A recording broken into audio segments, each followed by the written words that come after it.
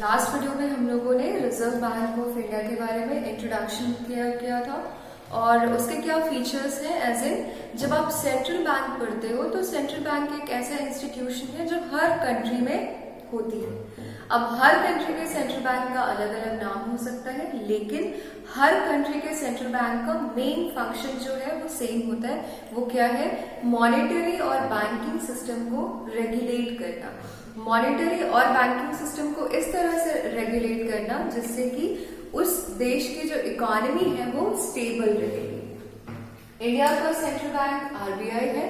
आपने उसका इंट्रोडक्शन देखा, लाइक द हेडक्वार्टर्स, कितने रीजनल ऑफिसेज हैं, कहाँ कहाँ है, स्टेट्स में कैसे वो होगा, उसके फीचर्स देखे आपने, कैसे वो गवर्नमेंट के द्वारा मैनेज किया जाता है, फिर भी उसके पास वो एक ऑटोनोमस बॉडी भी है।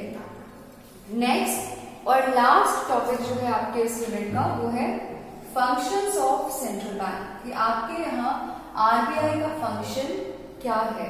और दिस इज वेरी इंपॉर्टेंट, आपके झारखंड बोर्ड के एग्जाम में ये क्वेश्चन आता है। So first function of central bank as your Reserve bank of India है इशू ऑफ करेंसी। आप सभी को पता है कि करेंसी कौन इशू करता है? Reserve bank of India. लेकिन इसमें जो चीज आपको और पता होने की जरूरत है वो ये है, आपको पता है करेंसी दो तरह के होते हैं, नोट्स होते और कॉइन्स होते। नोट्स को इशू करता है आरबीआई, जिसको हम बोलते हैं प्रिंटिंग ऑफ नोट्स, लेकिन कॉइन्स को आरबीआई इशू नहीं करता। कॉइन्स को कौन करता है issue? By the ministry of finance. ये गवर्नमेंट ऑफ इंडिया का एक मिनिस्ट्री है, मंत्रालय जिसको कहते हैं। जैसे बहुत सारे मंत्रालय होते हैं, स्वास्थ्य मंत्रालय, कृषि मंत्रालय, ministry of agriculture, ministry of health, ministry of transportation, ministry of communication. उसी तरह एक मिनिस्ट्री क्या है? Ministry of finance. किसका है ये? गवर्नमेंट ऑफ इंडिया का, गवर्नमेंट ऑफ इंडिया। और ये कॉइन्स को बनाता है, और कॉइन्स को बनाना इसको हम कौन से टर्म से जानते हैं? Minting, printing of notes and minting of coins. तो जब आप इशू ऑफ करेंसी की बात करते हो तो आपको पता होना चाहिए कि जो नोट हैं उनको आरबीआई बनाता है, जिसको हम प्रिंटिंग ऑफ नोट्स कहते हैं। और जो कॉइन्स है वो आरबीआई के द्वारा नहीं बनाए जाते, वो ministry of finance, government of India के द्वारा बनाए जाते हैं, और जिसको हम क्या बोलते हैं? Minting of coins. Second function हो जाता है banker to the banks.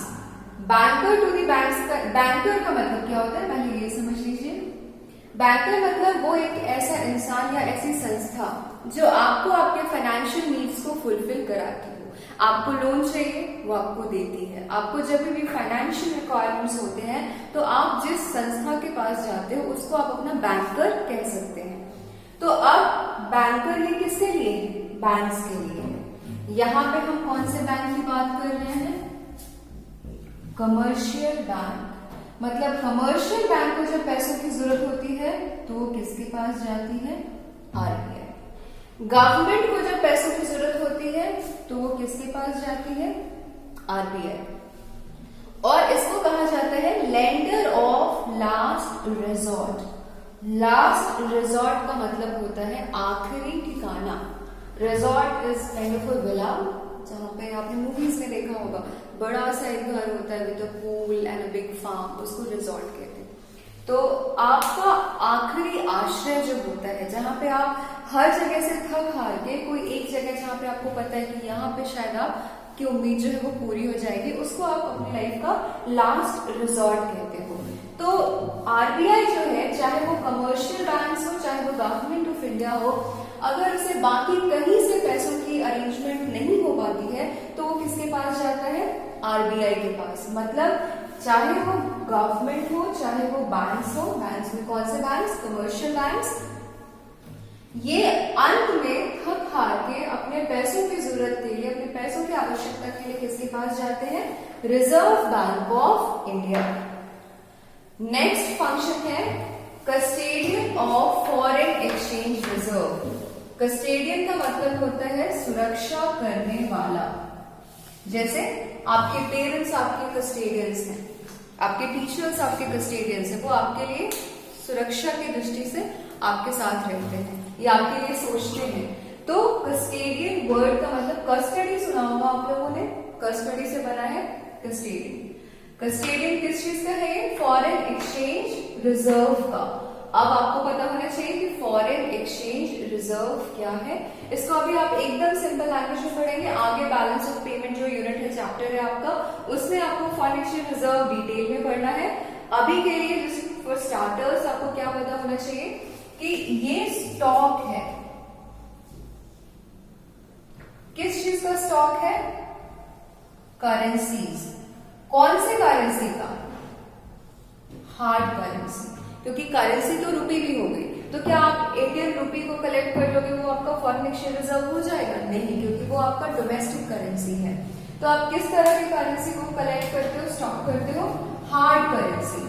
Hard currency का एग्जाम्पल क्या है? डॉलर। अगर आपको यहाँ पे ये है कि अच्छा हार्ड करेंसी का एग्जाम्पल डॉलर है, लेकिन हार्ड करेंसी होता क्या है? वैसे करेंसी जिनकी वैल्यू हाई होती है, जैसे डॉलर ऑलमोस्ट 70 रुपीज के राउंड में रहता है, 60 to 70, इवन 71, 72 जाते हैं। तो आपके रुपए की तुलना में डॉलर ज्यादा मजबूत हुआ, ज्यादा उसकी वैल्यू हुई। तो वैसे करेंसी जिनकी वैल्यू हाई होती है, इनकी वैल्यू क्या होती है? हाई होती है।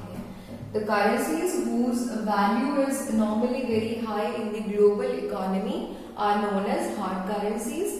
One of the best example of hard currency is dollar. तो foreign exchange reserve क्या है? स्टॉक है।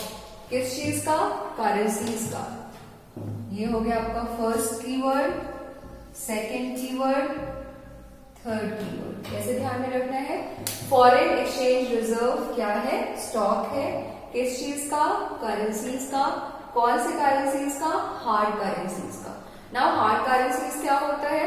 वैसे करेंसीज जिनकी वैल्यू क्या होती है? हाई होती है। वैल्यू हाई कहां होती है?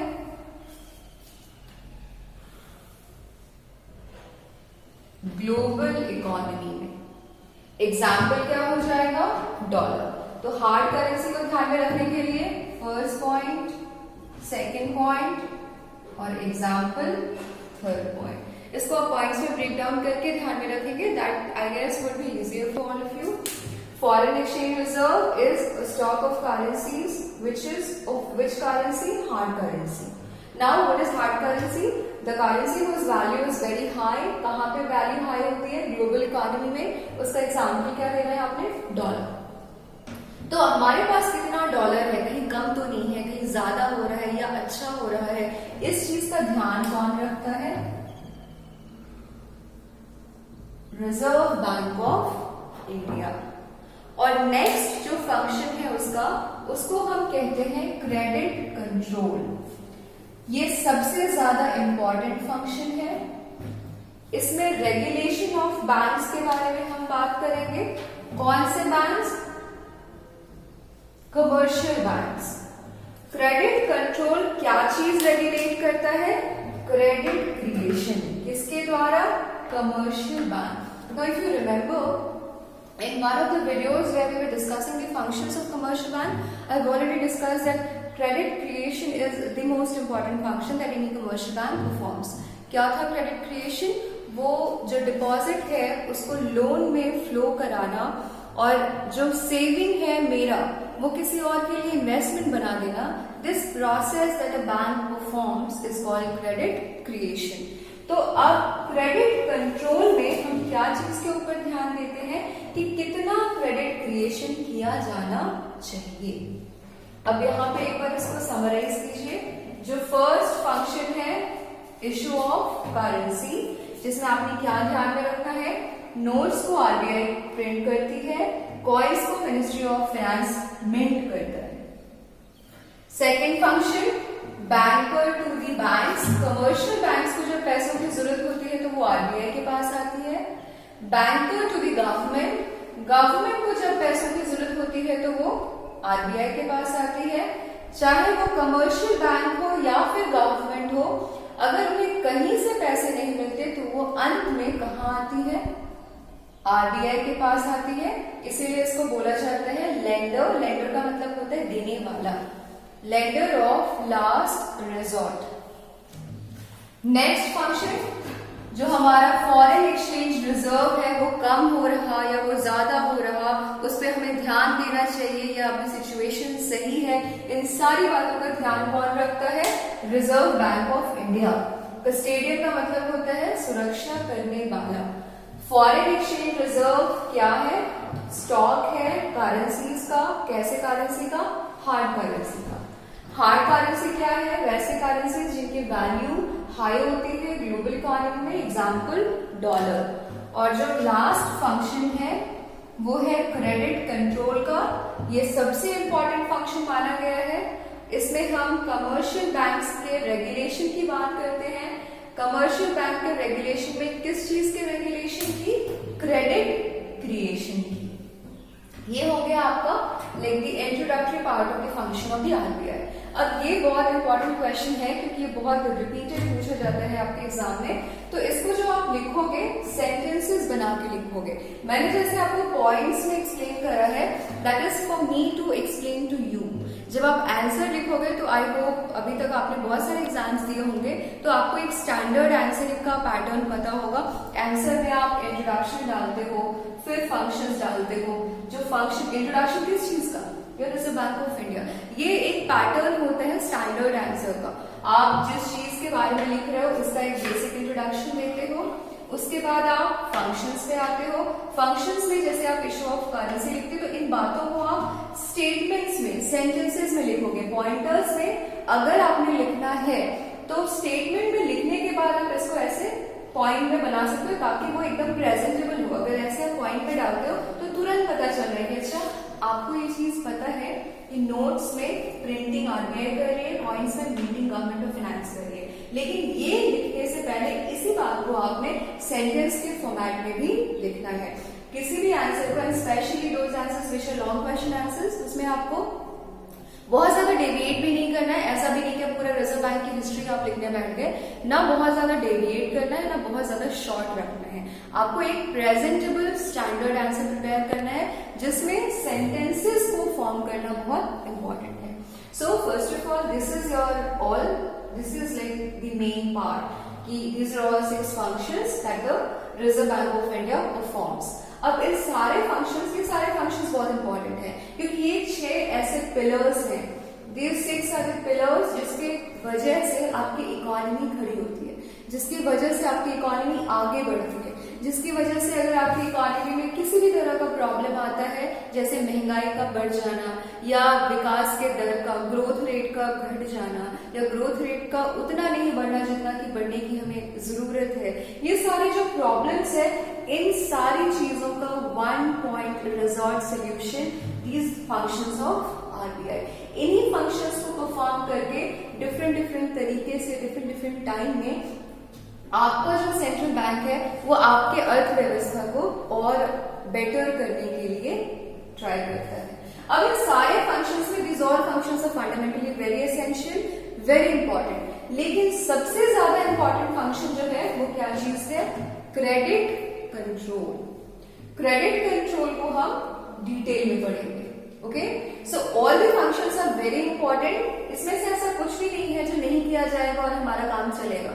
इसमें से एक भी फंक्शन जो अगर नहीं किया गया और ढंग से नहीं किया गया तो उसका एक बहुत ही मेजर कॉस्ट या प्राइस पे करना पड़ेगा इकोनॉमी को, उसका एक बहुत मेजर लॉस फेस करना पड़ सकता है इकोनॉमी को। इसीलिए all these functions are fundamentally primarily very important, but yes out of the 6 functions credit control is the most important function. Now अब इसमें आ जाइए, क्रेडिट कंट्रोल है क्या? वो यहाँ पे मैंने आपको बता दिया, मोस्ट इंपॉर्टेंट फंक्शन है। इसमें हम रेगुलेशन की बात करते हैं कमर्शियल बैंक्स की, और कमर्शियल बैंक में भी हम किस चीज के रेगुलेशन की बात कर रहे हैं? उनके द्वारा जो क्रेडिट क्रिएशन होता है वो कितना होना चाहिए, कम या ज्यादा, कब कम होना चाहिए, कब ज्यादा होना चाहिए, इस चीज की हम बात करते हैं। तो ये हो गया आपका, ये पोर्शन क्या है? What is credit control. ध्यान से देखिएगा, ये जो 3 पॉइंट्स हैं वो आपको एक्सप्लेन कर रहे हैं कि व्हाट इज क्रेडिट कंट्रोल। अब कैसे क्रेडिट कंट्रोल किया जाता है? 2 तरीकों से, quantitative tools and qualitative tools. Control मतलब होता है किसी चीज को आप उसके सारे दिशाओं को, क्वांटिटी को, पैटर्न को आप रेगुलेट कंट्रोल कर रहे हो। उसके लिए आपको कुछ ना कुछ टूल्स की जरूरत होगी। वो टूल्स दो तरह के होते हैं, quantitative and qualitative. Credit control में किस चीज के ऊपर हम फोकस कर रहे हैं? Credit creation. कैसे आप इसको प्रेजेंट करोगे? आरबीआई क्रेडिट कंट्रोल करती है, कमर्शियल बैंक्स क्रेडिट क्रिएशन करती है। क्रेडिट कंट्रोल में हम क्रेडिट क्रिएशन को रेगुलेट करते हैं और जिसकी वजह से हमें क्या मिलता है? Stability in the economy. इसको एक बार ध्यान से फिर देखिएगा कि क्रेडिट कंट्रोल और क्रेडिट क्रिएशन आपस में कैसे रिलेटेड है या कैसे वो एक दूसरे में इंटरट्वाइनिंग फंक्शन परफॉर्म कर रहे हैं। इंटरट्वाइनिंग का मतलब होता है एक दूसरे से जुड़ा होना, intertwining. So credit control and credit creation आपस में किस तरह से इंटरट्वाइनिंग फंक्शन परफॉर्म कर रहे हैं?